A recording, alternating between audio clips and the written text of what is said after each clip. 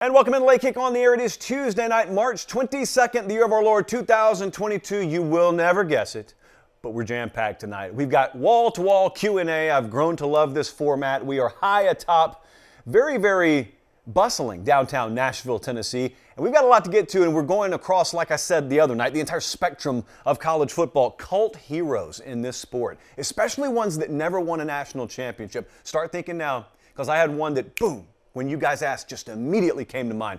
Cult figures, your favorites, that may never have won a national championship. The casuals are out there.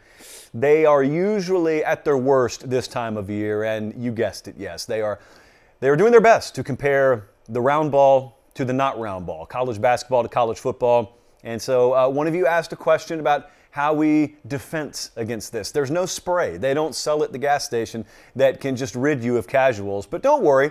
We'll do our very best to give you the anecdote on tonight's show. Also a very important discussion, probably one of the most important discussions that you and I will have over the next, 2 years or so, and that is what's going to happen to the SEC on CBS theme music once the SEC contract expires with CBS. We know the league is going to ESPN. What's going to happen to that music? A lot of you have let that become the college football equivalent of like your Star-Spangled Banner. It's the most beautiful piece of sporting intro music, in many of our opinions, that has ever been composed. So what's going to happen with it? Well, I got some ideas, and I'm not just so quick to think that ESPN's going to fumble this. So let's give them a fair shot. They're watching us tonight in Jefferson City, Missouri. They're watching us in Alpharetta, Georgia, and they're watching us in Flagstaff, Arizona, wherever you are tuned in. Thank you so much. The only request right now, we'll have more down the road, make sure you're subscribed to the pods or the YouTube channel, or ideally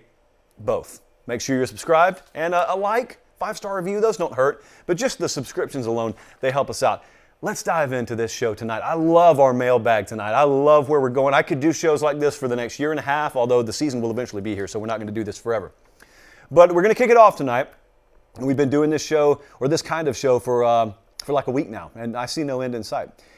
J-Tog leads us off. J-Tog asked, what is your favorite cult hero in college football? Maybe a guy who didn't win a title or anything, but carried their team for a few years and has a fan base that swears by them.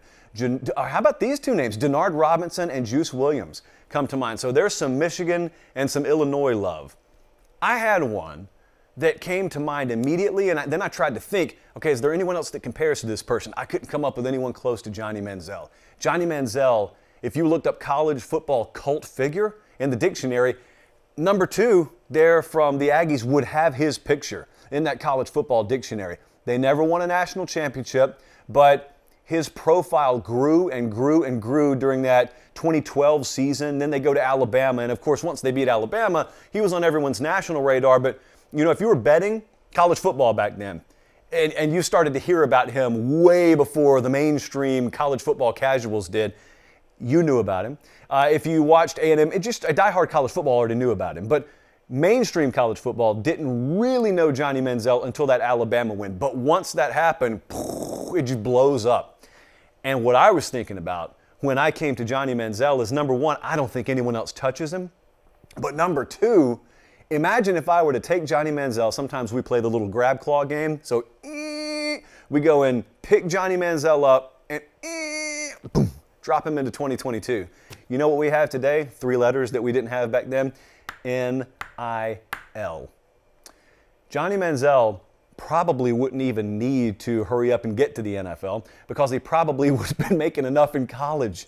Consider what his market value would be worth on the name, image, and likeness front alone, what his market value would be. Not only did he have that big national profile and he was a very polarizing figure, but imagine him playing for Texas A&M. Because Texas A&M, just that Aggie logo alone, and then you combine that with Johnny Manziel, I can't imagine. I mean, he would rewrite the record books for years to come when it came to the NIL game. He would be setting the pace. You would not be talking about Caleb Williams. You'd be talking about Johnny Manziel. So that was the first thing I thought about. But then, if we were to try and get past Johnny Manziel, okay, so I've established that's my slam dunk. That is the cult figure that I think about. Who else do we have? We're looking at guys who were high profile, that may not have won a national championship, and I think Tyrann Mathieu is another one. I mean, he had his own nickname. You know, if you're a defensive player and you get your own nickname, Honey Badger, for those unfamiliar, I think that's a pretty big deal. And Tyrann Mathieu's name started to really blow up during that 2011 season, I believe it was, especially when LSU beat Bama, and then LSU goes on to win the SEC championship. Now, they got run in the national championship game, but by then, the stature of Tyrann Mathieu had already been established and solidified. And Tyrann Mathieu was getting Heisman love now, and he was a guy on a loaded defense down there, and he stood out. So he's the defensive guy for me. I was talking to Jesse and Colin. They threw Ndamukong Suh out there, for Nebraska. Ndamukong Suh, a guy that I thought was the best player in the country in 2009. How about Michael Vick?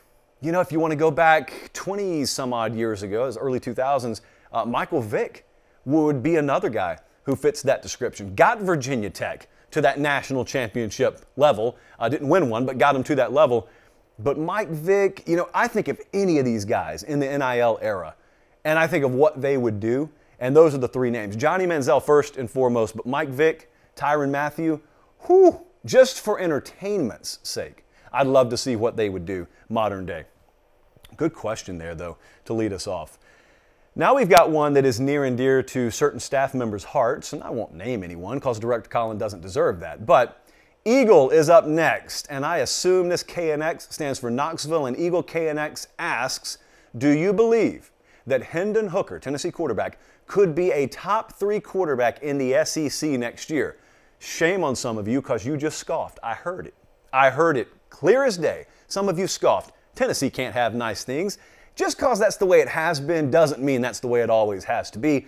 I think some of you may be shocked at how good Hendon Hooker was last year. I'm going to read you some numbers. You're going to think I'm making them up. I'm not. What if I told you that Tennessee, barely bowl eligible, you know, Tennessee had their ups and downs, but what if I told you there was a quarterback last year that threw for nearly 3,000 yards, 31 touchdowns to 3 interceptions, had a 68% completion percentage, and also tacked on 50 rushing yards per game, just for the heck of it. You would think, wow, like which New Year's Six team was that guy playing for? That was Hendon Hooker. That was him last year. And so, if we are to believe, and this is not some crazy notion, if we are to believe that in year 2, Tennessee may have their act together, especially offensively, even more so than they did in year 1, and we are to believe that now you've got some synergy and maybe a little bit more continuity, and Hendon Hooker is still at quarterback for you, I don't think it's crazy to think that he could improve on those numbers. And that's not an automatic. This is sort of the poison that a lot of preview magazine culture slips you into. So I want us to be careful. We want to always guard against preview magazine syndrome around here. We don't just assume because you did something good last year and you're returning, you automatically improve by 15%. That's not what I'm saying. In fact, I would be very surprised if he were to put up something better than a 31-3 TD to INT ratio. That's hard to do. I mean, some of the best in the country don't do that. But he doesn't have to necessarily up those statistical numbers to be one of the best 3 quarterbacks in the conference. Now, this is all relative to who else is in the conference. You got Bryce Young. No, I don't think Hendon Hooker is going to be better than Bryce Young. But then you start looking elsewhere. LSU, don't even know who it's going to be. A&M, don't know who it's going to be. Auburn, don't know. Stetson Bennett, presumably at Georgia. I think statistically Hendon Hooker could be a better quarterback than that. We presume it's Anthony Richardson at Florida. Yeah, I think Hendon Hooker can be better than him. Spencer Rattler, there's no reason to know what to expect there yet. It's also got a lot to do with supporting cast. So at the very least, it's reasonable to think that Hendon Hooker could be competitive with or better than Spencer Rattler this year. You see where I'm going here? Start to look around the conference. You got Jefferson up at Arkansas, a very good player. He could also be in this conversation. Jackson Dart, probably the starter at Ole Miss, but has never played a down there yet. So there's a lot of uncertainty at the quarterback position in this conference. So you give me a guy that threw it nearly 3,000 yards last year, 31-3 touchdown to interception ratio, 68% completion, and can run the ball. And he's playing for a guy I trust offensively in Josh Heupel, who enters his 2nd year now. Organizationally, I like where they're at. Yes, absolutely. In fact, this is where you're really going to love it, Colin. I'd be surprised if he wasn't a top 3 statistical quarterback in the SEC this upcoming year.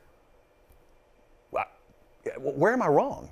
Is there any reason to believe he's going to fall off? I don't think so. So now we got questions about Tennessee on the other side of the ball. You know, corner, we talked about that at great length the other night. But yeah, quarterback, I feel pretty good And you don't say that about a whole lot of teams in the conference right now, but feel pretty good in knowing where Tennessee is at quarterback. Roll it along. Here we go. Now, I like the pace we're on so far. Let's keep it up. I let the show go like 45 minutes the other night. We were aiming for like 35. This question is going to be asked a lot. It's going to be asked probably every year around this time until Nick Saban's gone. So we're going to take our stab at it here. Kobe J asks, who do you think could be the next Saban-like figure or Bama-like program? And when Nick Saban retires is really what we're talking about here. I'm going to use some meteorological terminology here. It's really basic, or otherwise I couldn't use it. I think this is an impossible question to answer. My short answer is I don't think we've got another Nick Saban run coming. I don't think we've got another run like Bama's been on coming. To be clear, that is winning over half a dozen national championships and running off a decade and a half at least stretch of just utter dominance where you're either right there every year or you're winning it every year. I think it's going to be impossible to attain. It should be impossible for Nick Saban. But the atmospheric science portion of this comes in, and even if we did have that person out there, it would be impossible to predict that because it's impossible to predict a generational occurrence, or it's all but impossible to do it because how do we predict things? All your mind is really doing when you're predicting something is your mind's going back and it's using historical data points to cross-reference against something in the present day or the future. So if you're looking at Ryan Day at Ohio State, or you're looking at Kirby Smart at Georgia, or Dabo Swinney, whoever you choose to put in this blank for your own answer, we would be taking that person and then we would be looking at critical data points. Well, the point is, if any of those guys even were showing whatever characteristics would be necessary to be better than Nick Saban, you wouldn't be able to recognize it because you wouldn't have any historical data points to go back on other than Saban himself. So that's one set. Other than that, who would you be comparing him to? No one else has even done what Nick Saban's doing. So there isn't this huge swath of statistical criteria with which to draw from. And so even if that person did exist right now, it'd be hard to pick him out. But secondly, and this is a little more in your face, maybe so much so that you don't realize it right now, Nick Saban, because of his greatness, is essentially slamming the door on this conversation once he leaves the sport. And what I mean by that is when Nick Saban came to Alabama, the sport was ripe for him to take it over. You thought Urban Meyer was in the process of doing it at Florida. It was really Saban who was about to come in and just totally hit the reset button. Whatever you thought constituted greatness in college football, he redefined it for you. Well, here's what else he did. Even though they've managed to remain dominant, when Nick Saban came in the picture, and then over the next 15 some odd years, he raised the standard for everyone. Think about your program. If you're a fan of a major program out there, think about how different your program is because of Nick Saban. It may not be in the win-loss column, but think about how differently you spend. Think about what you used to settle for that you don't settle for anymore. Think about how much more you spend, even when you adjust for college football inflation on staffers. Think about how much bigger your coaching staff is. Think about how much more of an investment you have in things like recruiting budget or facilities or nutrition or strength and conditioning. That stuff is at least partly due to Nick Saban and the standard that he set at Alabama. Well, here's what happens. What happens is when he leaves the sport in a much different way than he found it. When he came in, college football was ripe for someone like him to take it over. Even if you are like Nick Saban, and I doubt we have another one out there like him, even if you are like Nick Saban, the collective level of this game has raised so much that it's unlikely even another Nick Saban is going to come in and run off a string of success like he's run off.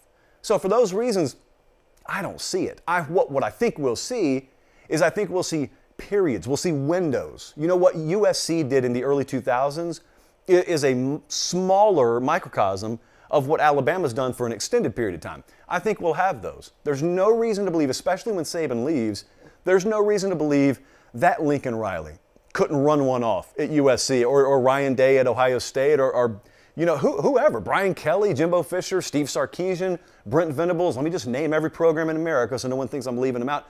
Yes, there'll be windows where someone out there ends up winning 2 titles in 3 years or maybe even 3 titles in 7 years.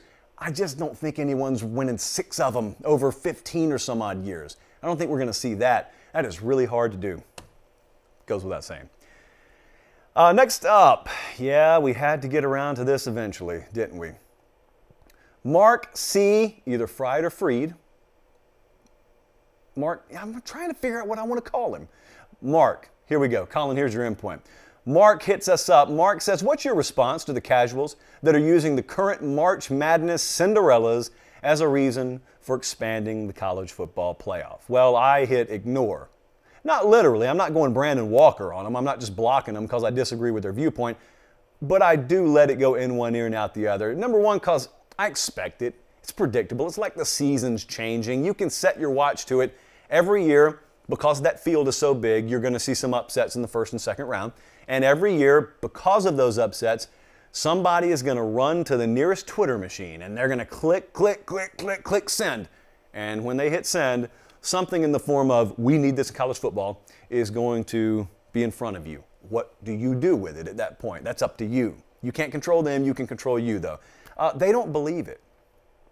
By it, I mean they don't believe it themselves.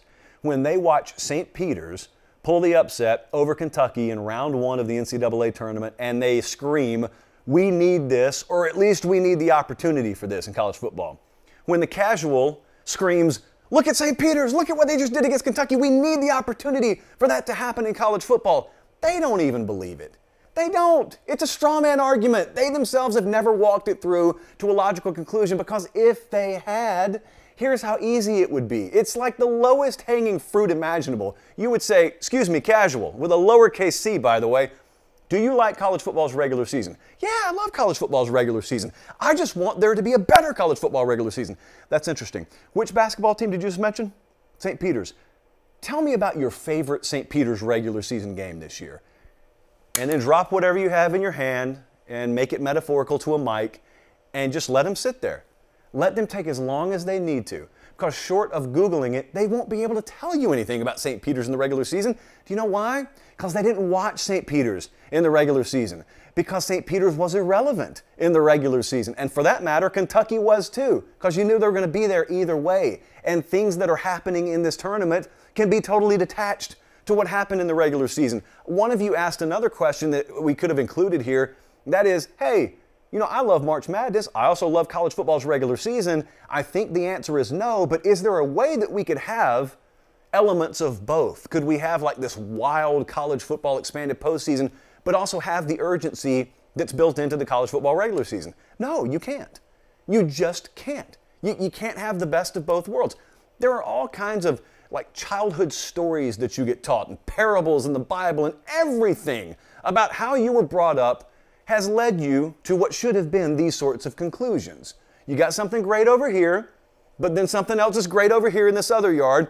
Can we blend the two? No. Like I like applesauce, I like peanut butter. If I blend the two, I got something that's really, really nasty. I like March Madness. I've been watching the games just like everyone else has. I love college football's regular season. I watch those games. I attend those games just like everyone else. What I am, at least in this sense, smart enough to understand is this is not apples to apples or applesauce to applesauce. It's just not. But for whatever reason, maybe it's because of social media and people just dying to say something profound, that this exists, because it's normally when it happens in March and you know everyone wants to. I think I get so tired of this. Your buddies probably do it all the time. Maybe you do it all the time or some of the time, maybe rarely, hopefully. You want to say something so profound. And so this time of year, that seemingly profound thing will be something great's happening right now. Let's make this ridiculous, unfounded, logicless argument on Twitter in like 130 characters, and we're going to press send on it, and it's going to be one of those things that sounds good, but there's no basis in reality. No, you can't have it. People are going to tell you can. People are going to tell you, oh, don't worry, you can expand the college football playoff and absolutely even have a better regular season. No, you can't. No, you can't. I'm just telling you can't. Hopefully we don't have to learn it the hard way, but no, you can't. But I would ask them that. Anyone who comes at you with St. Peter's as a reason for why we should expand the college football playoff, ask them, what do you think about the regular season? Now, if they tell you they don't value college football's regular season, they just want a big playoff, well, then you agree to disagree because ideologically, you're at odds at that point. But chances are, this casual that you're arguing with, is going to go so far as to tell you, oh, I love college football's regular season. Well then, use their own logic. You're telling me that this sport over here is superior because it has an expanded playoff, thus giving the St. Peter's of the world the ability to do something that doesn't get to be done in college football. Never mind how different this sport over here is, and a St. Peter's would never exist in college football. Never mind that. You don't even have to go that far down the road. Just ask them, okay, well, if you're arguing that we could have that in our sport and still maintain the sanctity of the regular season, tell me about St. Peter's regular season. Give me 2 or 3 of your favorite games that they played this regular season. They wouldn't have anything for you. They didn't even watch most of the big programs' regular season because even they have it baked into their mind. Unless you're a true college basketball diehard fan, you don't have any purpose for watching those games. And the diehard fans know they're watching it because they love the sport, not because there's a sense of urgency any given night. So I don't sit here and hate on college basketball. I'm perfectly fine leaving it alone, understanding that's its own thing. College football is its own thing. Unfortunately, everyone not there. There are not many things that we can agree on in life, which is why Academy Sports and Outdoors is so important, because it's one of the few things that we can agree on. I was talking to one of you the other day, and it was from Olive Branch, Mississippi, and you sent me a picture. One of you had purchased a big spanking new smoker, and you had gotten it out of the parking lot, but you couldn't get it on the truck, but that's okay, because 2 of those employees there in the Olive Branch, Mississippi Academy Sports and Outdoors location helped you out. This is happening all over the country every single day. So I don't want to just single out Olive Branch, Mississippi. It's happening coast to coast. Thank you guys. You know who you are. They're in Olive Branch. Smoker, that may be what you're in the market for. Maybe you just need a glove for your kiddo. Maybe you need a bike. And maybe you need a tent. You know, whomst among us doesn't at least want to go in Academy and look at those mini tents, if nothing else. Whatever you need. It's beautiful outside virtually everywhere this time of year. And if it's not now, it will be in about 24 to 48 hours. Academy Sports and Outdoors is where you need to go. And if you can't get to one, I'm aware of this. Not everyone grows up next door to an Academy Sports and Outdoors, but maybe you're watching the show and you want to help the show out and help yourself out at the same time. You got the internet.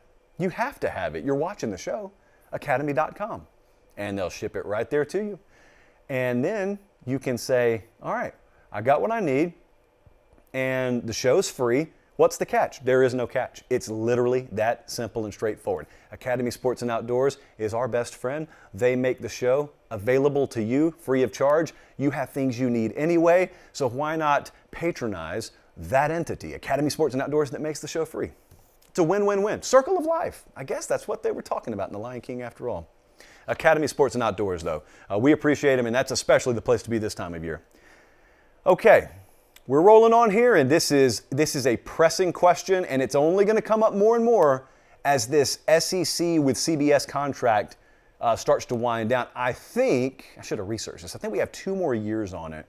I work here, so I should know, but I don't. Anyway, so here's the question. So Wani asked, will ESPN's game day intro song be worse than the SEC on CBS theme song? It's really tough to beat. Now, we're about to play it in a second, but I want to cue up, or tee up rather, what he's talking about here. The SEC on CBS, that's that 3:30 Eastern Time, game of the week, and they have iconic music. Even people who don't watch the SEC, they identify just the vibe of college football with this music. So for those 3 or 4 of you out there who are unfamiliar, or you don't immediately recognize what I'm talking about, you will as soon as Colin rolls the track here. This is the SEC on CBS theme.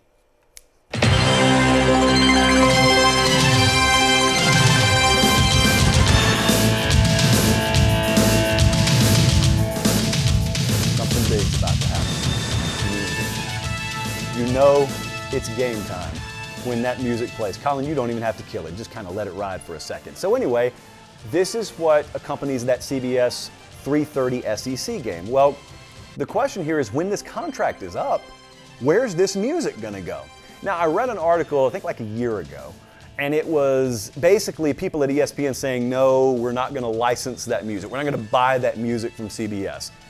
And look, nothing perfect ever actually occurs, so I assumed that was going to be the case, unfortunately. If you and I were running college football, you know, if I was college football commissioner, I would just executive order that music right over to wherever the SEC is going. And it would be, boom, done. Because it would be that easy if I was the commissioner. But where's that music going to be? Well, it's going to be locked in a vault somewhere, apparently.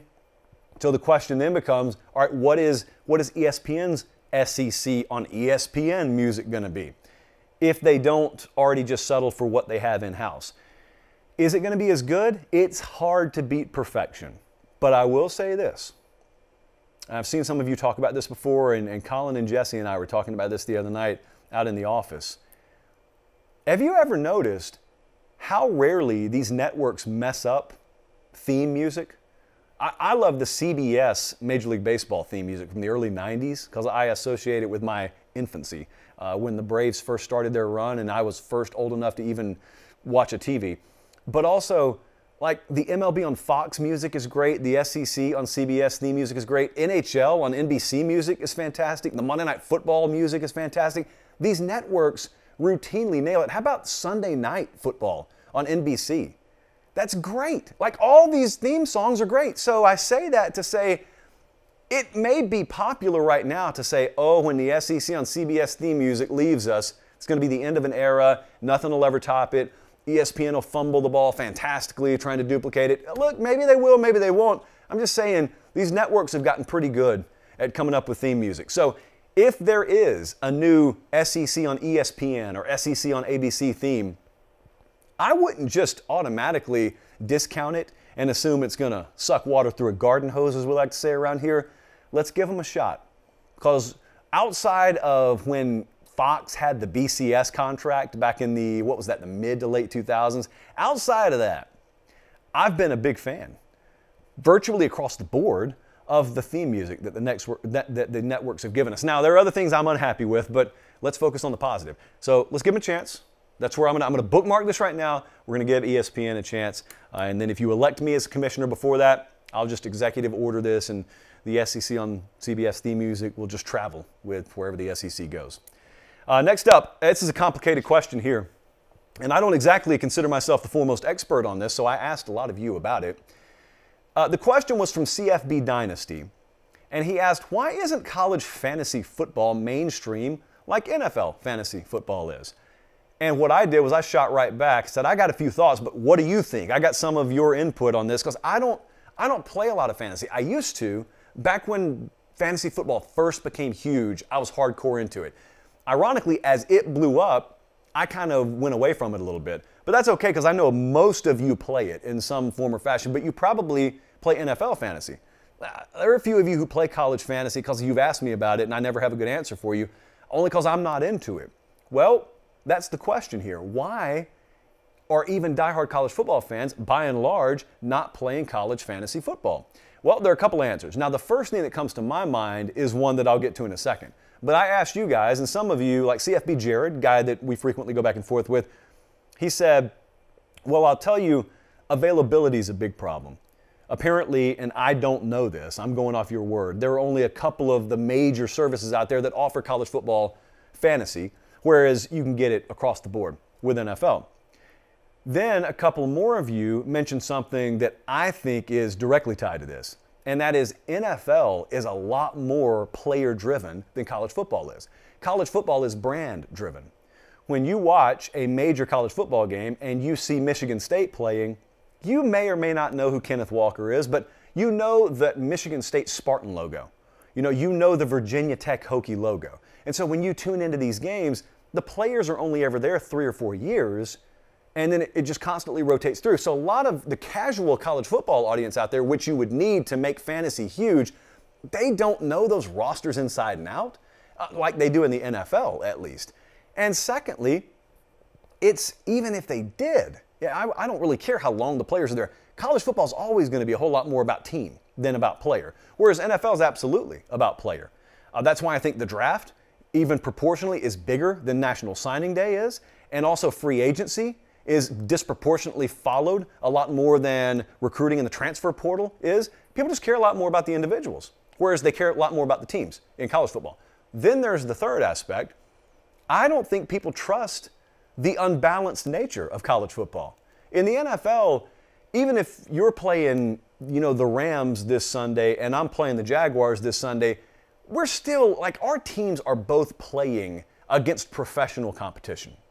So if we've got individuals from those teams, if I got Matt Stafford and you got some running back for the Jaguars, look, I know that I may be playing a better team this Sunday than you, but when we say better, it means my opponent would be favored over your opponent by 7.5 or 8 points on a neutral field. Dude, the vast gulf between strength of schedule and competition any given week in college football is not something that people are comfortable with being able to interpret themselves. They need an expert to explain it to them. They would never admit that because part of fantasy football is about the hubris. But internally, a lot of people are turned off by that. They think, ugh, they may be playing, an FCS directional school one week while this team plays Ohio State the same week. Like, how in the world am I supposed to decipher who to start? How would I know the difference? Think about this.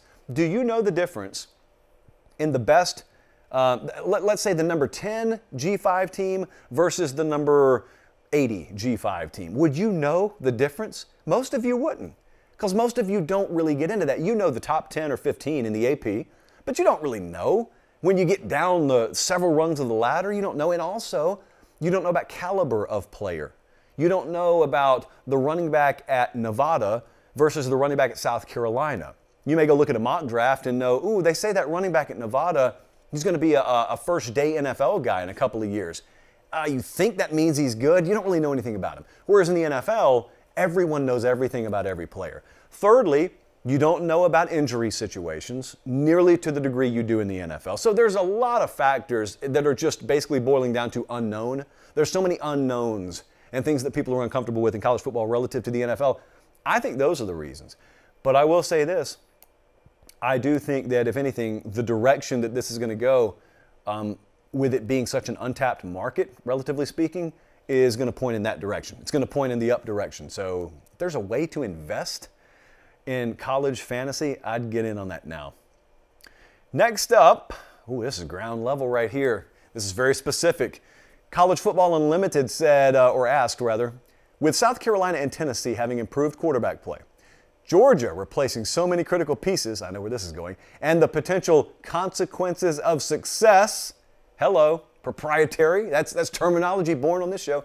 What are the odds one of them can pull the upset this fall?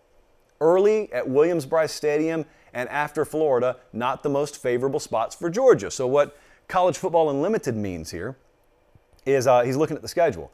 Georgia goes to South Carolina in week 3. They play Oregon in week 1. They got a tune-up game in week 2, and then they go to South Carolina in week 3. And then Georgia plays Tennessee in week 10, but it's right after the Florida game. So, it's reasonable to say, South Carolina, Tennessee, they got a decent schedule situation, at least against Georgia. Now, I'm a lot more interested in that quarterback situation. I'm a lot more interested in what Hendon Hooker is going to be this year. And then, obviously, when we look at South Carolina, Spencer Rattler is not an unknown commodity because we've seen him before, but yet how it's going to shake out at South Carolina, I guess it would be fair to say it's still a little bit unknown. And unlike Tennessee, who plays this game in week 10, South Carolina gets them early in the season. Now, I'll say this. I have long believed that South Carolina is the most underrated home field advantage in the SEC, and Georgia goes up there early. Georgia's got a lot to replace, obviously, but they don't, presumably, replace anything at quarterback. I say presumably because there are a lot of folks in and around Athens who look and say, Stetson Bennett, thank you for winning us a national championship, but we got Vandergriff over here, we got Beck over here, they're really talented, they had a lot of stars next to their name coming out of high school. Kirby preaches competition, let's not assume anything. Well, I'm gonna mildly assume that Stetson Bennett's gonna be the starter there. That does not give Georgia some wild talent edge at quarterback. Now, what they're gonna have always against these teams for the foreseeable future is a roster edge, but they won't have a Bryce Young level talent advantage in and of itself over these teams. Then you talk about the consequences of success. And for those of you unfamiliar, and that was in the question there, the consequences of success, those are intangible consequences, I guess is the best word to use, that you suffer only when you reach the mountaintop. And we've talked about it with Bama a lot. Jimbo faced this at Florida State. Urban Meyer faced it at 2 different stops. It's a set of problems that only exist for the ultra successful. There's a misnomer out there that once you get to the mountaintop, Dabo's dealing with it right now at Clemson. Once you get to the mountaintop, the misnomer is, oh, well, you don't really have to worry about this, and that anymore like you used to. That may be true. But what you don't realize until you get there is that, and this over here in the corner that you never thought about all of a sudden is a problem. They're called the consequences of success.